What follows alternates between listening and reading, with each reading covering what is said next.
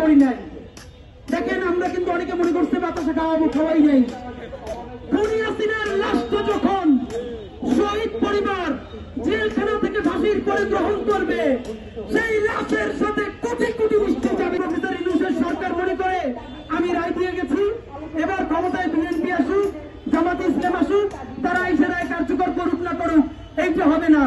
রায় যেহেতু দিয়ে ফেলছেন, রায় কার্যকর করে বিদায় নিতে হবে।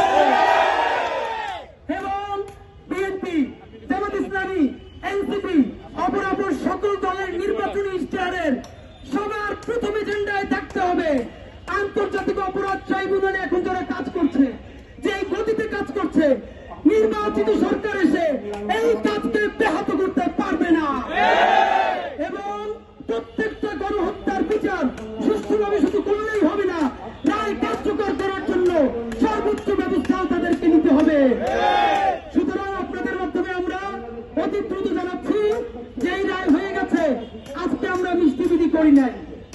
দেখেন আমরা কিন্তু অনেকে মনে করছে বাতাসে খাওয়াবো, খাওয়াই নাই।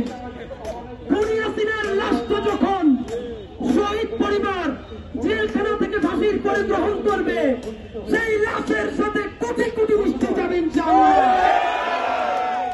বন্ধুরা আমার, সেই মিষ্টির দাম দিল্লি আমাদেরকে পাঠাবে যদি বাংলাদেশের সাথে নতুন সম্পর্ক সে করতে চায়।